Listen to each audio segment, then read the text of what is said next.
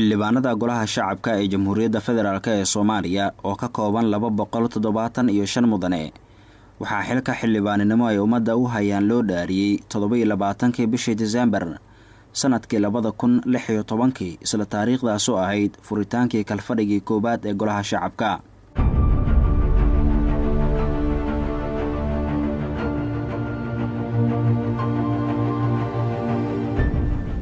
waxaan ku dhaaranayaa magaca Ilaahay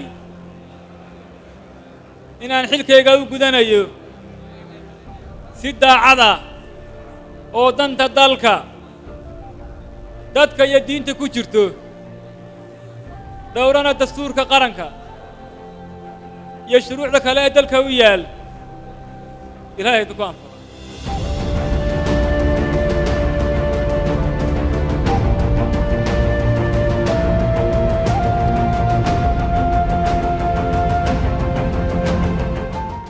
koob iyo tobankii bishii January sanadka 2017 waxay ahayd doorashadii guddoonka golaha shacabka oo ay u tartamayeen xildhibaan Maxamed Sheekh Cusmaan Jawaari, xildhibaan Cabdirashiid Maxamed Xidig, xildhibaan Cabdifataax Maxamed Ibraahim Geesay iyo xildhibaan Idris Cabdi Dhakhtar. waxaan wareegii koowaad ee doorashada ku guuleystay mudane Maxamed Sheekh Cusmaan Jawaari oo sidoo kale ahaa gudoomiyihii baarlamaankii 9aad ee Soomaaliya. tirada codaysay waxa weeye 259 laba cod way xumaadeen. Idris Dhakhtar wuxuu helay 2 cod, Geesay wuxuu helay 17 cod, Xidig wuxuu helay 97 cod, Jawaari oo guuleystay wuxuu helay 141 cod. sidaas gudoomiyaha cusub ee golaha shacbiga waa Maxamed Cismaan Jawaari. isla bishii January 12keedii mudanayaasha golaha shacabka waxay doorteen gudoomiye ku-xigeenada golaha shacabka, waxaana gudoomiye ku-xigeenka koobaad ee golaha shacabka ay u doorteen mudane Cabdiweli Sheekh Ibraahim Muudey iyo sidoo kale gudoomiye ku-xigeenka labaad ee golaha shacabka ee Jamhuuriyadda Soomaaliya oo ay mudanayaasha u doorteen mudane Mahad Cabdalla Cawad oo isagana sidoo kale ahaa gudoomiye ku-xigeenkii labaad ee baarlamaankii 9aad ee Soomaaliya. 8 bishii February sanadka 2017 waxaa magaalada Muqdisho ka dhacday doorasho ay isha ku hayeen shacabka Soomaaliyeed ee ku nool gudaha dalka iyo dibadiisa iyo sidoo kale beesha caalamka, waxaana doorashadaasi ahayd tii madaxweynenimo. waxaana doorashadaasi ku soo baxay oo ku guuleystay mudane Maxamed Cabdulaahi Farmaajo oo noqday madaxweynihii 9aad ee Jamhuuriyadda Soomaaliya. xildhibaanada federaalka Soomaaliyeed waxay ka turjumeen rabitaanka shacabka Soomaaliyeed. guushaan waxaa leh dadweynaha Soomaaliyeed meel kasta ay adduunka ka joogaan. waa bilowgii guushaan waa bilowgii midnimada Soomaaliyeed, waa bilowgii ammaanka iyo raadinta amniga dalka Soomaaliyeed, waa bilowgii dimuqraadiyadda Soomaaliyeed, waa bilowgii la dagaalanka musuqmaasuqa. waxaan ballan halkan idinkaga qaadayaa waxa la yidhahdo core value ama aasaas ii ah inaan ammaanada dalkaanu leeyahay aan u xafido. 1 bishii Maarso mudanayaasha golaha shacabka waxa uu madaxweynaha jamhuuriyadda horgeeyay ra'iisul wasaare mudane Xasan Cali Khayre, kaasoo mudanayaasha golaha shacabkana ay cod wadar ogol ku ansixiyeen. waxaa goobjoog ah 231, waxaa diiday eber, waxaa ka aamusay eber, waxaa ogolaaday 231, marka waana ansax. sidoo kale 29 bishii Maarso golaha shacabka ayaa meel mariyay golaha wasiirada uu soo magacaabay ra'iisul wasaare Xasan Cali Khayre iyo barnaamijkiisa xukuumadda. waxaa diiday 15, waxaa ka aamusay 2, waxaa ogolaatay 224. 224 ayaa ogolaatay, sidaas ay ansax ku tahay xukuumadda. golaha shacabka waxa uu leeyahay 14 guddi oo mid walba u xilsaaran la shaqaynta, la xisaabtanka iyo korjoogteynta wasaaradaha laanta fulinta ama xukuumadda, iyadoo guddiga 15aad ay wadaagaan aqalka sare oo gole walba ka imaanaya 5 xildhibaan. aniga magacayga wuxuu yahay xildhibaan Cabdiqaadir Asable Cali. waxaa la ii doortay baarlamaanka 10aad oo hadda ah gudoomiyaha guddiga arrimaha dibadda. waxaana soo ahaa baarlamaanka 9aad ee la soo dhaafay gudoomiyaha guddiga arrimaha dibadda ee baarlamaanka. magacaygu waa xildhibaan Cali Cabdi Cusmaan. xildhibaanada ku cusub baarlamaanka xildhibaanada cusub baarlamaanka soo galay 10aad baarlamaanka 10aad ahna gudoomiyaha guddiga maaliyadda iyo miisaaniyadda iyo qorsheynta iyo la xisaabtanka hay'adaha dawladda. magacaygu waa Cabdullaahi Goodax Barre. waxaan ka mid ahay xildhibaanada baarlamaanka 10aad. sidoo kale waxaan horey uga mid ahaa baarlamaanka 9aad. waxaan ahay gudoomiyaha guddiga khayraadka iyo biyaada. magacaygu waa Cali Cusmaan Xirsi oo ku magac dheer Cali Jawhar. waxaan ahay gudoomiyaha guddiga adeega bulshada baarlamaanka Soomaaliyeed. runtii waxaan ahay xildhibaan cusub oo ku cusub oo markii koobaad soo galo xildhibaanada. magaciidu waa xildhibaan Maxamuud Cabdiraxmaan Beene Beene. waxaan ahay xildhibaan baarlamaankii 10aad golaha shacabka Soomaaliya. waxaan ahay gudoomiyaha guddiga ganacsiga dhaqaalaha warshadaha iyo maalgashiga. magacayga waa xildhibaan Xaawo Yuusuf Axmed ahna gudoomiyaha guddiga xuquuqul insaanka ee baarlamaanka 10aad. waxaan ahay xildhibaan cusub oo golaha shacabka ah. magacayga waa xildhibaan Maxamuud Macalin Yaxya gudoomiyaha guddiga xiroosaadka anshax xasaanada ee daryeelka xildhibaanada kana tirsanaan jiray horey baarlamaankii 8aad iyo 9aad. magacayga waa xildhibaan Dr. Shariif Sheekhuna May gudoomiyaha guddiga garsoorka awqaafta iyo arrimaha diinta ee golaha shacbiga Soomaaliyeed ee baarlamaanka 10aad. aniga kuma jirin baarlamaanka 9aad laakiin baarlamaanka 10aad ayaan ku jiraa. magacayga waa Khalid Mo Cabdulqaadir. waxaan ka mid ahay xildhibaanada baarlamaanka 10aad ayaan ka mid ahay. waxaan ahay gudoomiyaha guddiga warfaafinta wacyigelinta dhaqanka boosta isgaarsiinta. magacayga waxaa la dhahaa xildhibaan Maxamed Cali Cumar Caananuug. waxaan ahay gudoomiyaha guddiga beeraha horumarinta reer miyiga xanaanada xoolaha iyo kalluumaysiga. waxaan ahay guddigaas waa guddiga cunnada. marka baarlamaankan 10aad ayaan ku soo biiray. baarlamaanka 9aad anigu kuma jirin. waxaan ka mid ahaa baarlamaankii 8aad.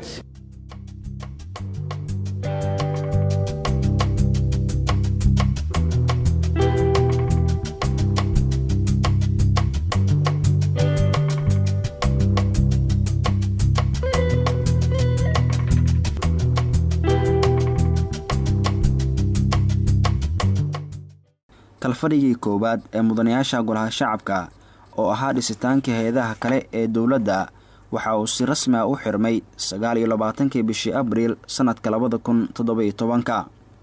mudanayaasha golaha shacabka marka la gaaro dhamaadka kalfadhi walba waxa ay aadaan oo booqasho iyo kormeer ay ku tagaan deegaan doorashooyinkooda si ay ugu kuurgalaan xaaladaha dhabta ah ee ka jira deegaanadii laga soo doortay oo ay ka soo diyaariyaan warbixino ku saabsan baahiyaha deegaanada ka jira si golaha ay ugu gudbiyaan iyadoo warbixina xildhibaanada sida xeer hoosaadka golaha shacbiga uu qabo in xildhibaan kasta uu aado deegaan doorashadiisa si uga soo wardoono uga warbaxiyo xog u siiyo waxyaabaha ka socda golaha shacbiga iyo arrimaha ay ku howlan yihiin kana una kuurgalo howlaha yani dhibaatooyinka iyo waxyaabaha ka jiro deegaan doorashada dhibaatada ka jirta si uu martaa warbixintaasi u soo qaado oo ka bacdina loogu gudbiyo guddiga ku shaqo leh ee baarlamaanka si uu la xiriiro hadba wasaaradda oo mallaanta fulinta u qaabilsan loo geeyo ka warqabidaas oo golaha siinayso aragti guud dhibaatooyinka guud ahaan ay iskaga wada mid yihiin degmooyinka dalka ama deegaan doorashooyinkooda ka jira iyo deegaan doorashooyinka qaarkood dhibaato u gaar ah oo dad kale aan la qabin hadday jiraan la kala ogaado. bishii Juulaay 8 sanadkan 2017 dib ay isugu soo laabteen mudanayaasha golaha shacabka oo waxa uu ahaa furitaankii kalfadhigii labaad ee golaha waxaana si rasmi ah u furay madaxweynaha Jamhuuriyadda Federaalk ee Soomaaliya mudane Maxamed Cabdullaahi Farmaajo. kalfadhigii labaad ee baarlamaankii 10aad ee Jamhuuriyadda Federaalk Soomaaliyeed waa noo furan yahay maanta. inkastoo kalfadhigii koobaad ee golaha uu ahaa dhisidda laanta sharci dejinta iyo laanta fulinta, haddana waxaa jiray xaalado degdeg ah oo dalka ku soo kordhay kuwaasoo golaha shacabka uu la tacaalay. kalfadhiga koowaad in ay xaalado siyaasadeed ama xaalado oo aafooyin caadi ah sida abaaraha arrimo badan ayna soo mareen, arrimahaasoo golaha shacabka ugu baahday in uu qaraaro ka qaato. inkastoo ku talagalka kalfadhiga koowaad uu ahaa keliya doorashooyinka iyo dhismooyinka, haddana xaaladahaasi nala soo gudboonayna ay mar walba baarlamaanka xil baa ka saarnaa xalintiisa inuu galo, taasoo ay noqotay 11 xaaladood oo nala soo gudbay oo aan ku xalinay 11 qaraar ayaa gudbay. maadaama golaha shacabka kalfadhigii ugu horeeyay uu ahaa dhisidda hay-adaha dowladda, waxa uu kalfadhiga labaad u ahaa dhisidda qorshaha sharci dejinta, wuxuuna xoogga saaray dejinta qorshaha golaha shacabka uu ku shaqayn doono 3 sano ee soo socota, taasoo qayb weyn ay ka yihiin guddiyada joogtada ee golaha shacabka. waxaan aad xoogga u saarnay dejinta qorshaha golaha shacbiga uu ku shaqayn doono 3 sano soo socota 2018 ilaa 2020. guddi walba wuxuu qabanayo, xukuumaddu wuxuu ka sugayo kormeerada uu samaynayo, tababarada uu baahan yahay, tayo dhista uu rabo, khubarada loo baahan yahay, iyo waxyaabaha ay xukuumadda laga filay inay keento, iyo waxyaabaha uu baarlamaanka rabo inuu xukuumadda ay u fuliso ama uu rabo asaga inuu fuliyo, inuu golaha ay fuliyo ayaa ka mid ah. xukuumadda federaalk ee Soomaaliya waxay golaha shacabka u soo gudbisay 12 hindis sharciyeed oo qaarkood golaha uu ansixiyay. xukuumaddu waxaa naga soo gaaray kalfadhigan 12 hindis sharciyeed baa naga soo gaaray. hindisyaasha sharciyeed kulligooda hindis sharciyeedka ma fududa si uu u gudbo, waayo waxaa la isweydiiyaa waa maxay mashkaladaha meesha yaalla oo sharcigan loo keenay, haddii la ansixiyay muxuu xalinayaa, maxaa miisaaniyada muxuu ku kordhinayaa, adigu akhrinta koowaad, akhrinta labaad, akhrinta saddexaad iyo maraya oo dhowr jeerba inta la keeno la akhriyo, aaraa lagu kordhiyo, la celiyo, wasiirka iyo guddiga ay soo doodaan ayaa mid walba uu maraya. marka halkiiba wuxuu marayaa saddex heer oo 3 akhrin buu galayaa. alxamdulilah ilaa hadda hal keliya ayaa akhrinta koowaad ku jira. 9 koowaad waa mareen, labaad bay waxay marayaan heerkii labaad bay marayaan. 3 sharci oo waa ansaxday, mid waaba dhammaaday oo madaxweynahaba saxiixay, waa kii isgaarsiintu ahaa. 2 kalena waxa ay ku maqan yihiin, annaka waa naga gudbi, waa naga dhan yahay, aqalka sare ayaa laga sugayaa inuu keeno. 3daas waa mareen. waxaa kaloo maray asna oo noo suurtagalay heshiiskii oo xabsiyada Soomaalida xabsiyada ku jirta ee Hindiya laga soo celin lahaa. heshiiskaasna asagana waa gudbay, waana la meel mariyay. sidoo kale golaha shacabka ayaa hadda bilaabay in hindis sharciyeedyada la horgeeyo ay dadweynaha u soo bandhigaan si talooyinka shacabka loogu daro, maadaama iyaga uu quseeyo. waxyaabaha golaha shacabka uu xoogga saaray waxaa ka mid ah arrimaha miisaaniyadda oo uu dadaal badan geliyay. arrinta miisaaniyadda qaranka shacbiga ma ogaan jirin waxyaabaha la ansixinayo, laakiin ilaa marka kalfadhigan waxaa bilowday xisaab xirkana in lala tago shacbiga loo bandhigo oo laga wareysto dad ka mid ah oo dad shacbiga ka mid ah oo arrimahaasi fahmaya, oo laakiin maqaamyo kala duwan leh in loogu yeero ay martaa maalintan ka doodaan oo haddana TV looga sii daayo ayadoo toos ah looga warramo. haddii ugu dambeysay oo hadda 2018 lagu ansixinayay la tashiga dadweynaha la sameeyay loo bandhigayay waxay ahayd la tashigii ugu dheeraa oo laga sii daayo warbaahinta. kadib waxaa ka dheeraa keliya kii doorashooyinka madaxweynaha, waxay ahayd 6 saac dheeraad bay ilaa 7 saac ku dhawaad buu socday. kii madaxweynaha 8 saacadood buu socday oo toos u socday marka arrimahaas waxaan ugu dan lahayn waxaa weeye 2 xisaab xir oo kii ah 2015 iyo xisaab xirkii 2016. labadaasina gooniyaa loo sabixi. waxaa aad loogu dheeraaday in waxay ahayd middan ugu dambeysay 2018. ma dhib yara dejinta miisaaniyadda iyo ka doodisteeda. waa arrimo oo martaa badanaaba oo aad ay uga doodaan laanta fulinta iyo laanta sharci dejinta. golaha shacabka ayaa wada qorshe wada shaqayn dhow ay ku yeelanayaan golaha shacabka ee Jamhuuriyadda Federaalk ee Soomaaliya iyo golayaasha sharci dejinta ee dowlad goboleedyada. in golayaasha sharci dejinta ee dowlad goboleedyada xiriir lala sameeyo, in martaa mar walba la talageliyo, laga warqabo in ugu yaraan sanadkii 2 jeer lees arko oo marta madaxda ay is aragto inta markii la rabo markii oo loo baahdana meesha loogu tago si marta golaha shacbiga uu ogaado waxyaabaha ka socda golayaasha sharci dejinta dowlad goboleedyada sharci dejintoodan ay u ogaadaan waxyaabaha heer federaal ka socdo iswargelin iyo maadaama shacbiga gobolka ay matalayaan kana qaran ahaan uu matalay labadii haddana in la isqabadsiiyo. sidoo kale golaha shacabka ayaa xiriiro la leh dhowr baarlamaan oo caalami ah oo qaarkood xildhibaanada golaha shacabka ay gudiyadooda ku jiraan. sidoo kale golaha ayaa heshiisyo la saxeexday baarlamaanada dalal dhowr ah oo ay ka mid yihiin Djibouti, Masar, Suudaan iyo Uganda. ilaa iyo 6 baarlamaan caalami ah ayaan xubin ka nahay oo si firfircooni leh ay uga Soomaaliya uga qayb gashay meelaha qaarkood aan madaxba ka noqonay. waxaa ka mid ah baarlamaan kuwa Afrikaanka ka mid ah, kuwa Carabta ka mid ah, kuwa Islaamka ka mid ah, kuwa Yurubka ka mid ah iyo kuwa caalami oo baarlamaanada adduunka oo dhan isugu yimaadaan. ilaa 6 ayaan xubin ka nahay oo qaarkoodna aan annaka hadda gudiyadooda aan qaarkood anaga gudoomiye ka nahay ayaa jira xagga baarlamaanada caalamiga xiriirkeena. waxaa ka mid ah masalan baarlamaanka isla kala fadhigan labaad gudihiisa waxaan ku guuleysanay inaan 4 marta baarlamaan aan la saxiixano heshiisyo. baarlamaanka Masar, baarlamaanka Suudaan, baarlamaanka Djibouti, baarlamaanka Uganda. golaha shacabka ayaa iskaashi wada shaqeyneed la leh hay-ado ka tirsan qaramada midoobay iyo dowlado ay ka mid tahay dowladda Turkiga oo golaha shacabka ka taageeraysa waxyaabo ay ka mid yihiin dhismaha guriga ummadda.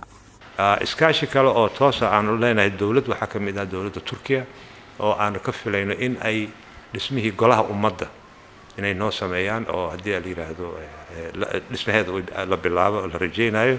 laakiin waxaa ka horeeya dhismihii markii intaan ka la duminin meeshii aan ku shiri lahayn oo ku meel gaar ahaan aan u sii geli lahayn in la dhiso taasoo aan filayo muddada hadda oo la hakin doono. haddii waxaa December dhexdeeda waxaan filayaa inaan hakin doono kulamada golaha shacabka oo dadka fasax yiraahdaan laakiin kulanka la hakiya un weeyaan. golaha shacabka oo ku shaqeeya duruufo adag ayaa haddana marka la fiiriyo hawsha adag ee ummadda u hayo waxaa la dhihi karaa nafhurnimo iyo isxilqaan. baarlamaan oo lagu xisaabtami karo dhibaato kasta marka oo siyaasadeed xaalado kasta aan ilaahdo siyaasadeed alla ka soko inay marta xallin karaan kuna xisaabtami karaan kuna heshin karaan oo waa isku qaybin karnaa. xildhibaan waaye waa hadlaa xildhibaanka waxa loo sameeyo waa inuu hadlo ra'yigiisa cabiro waa waxa loo sameeyay.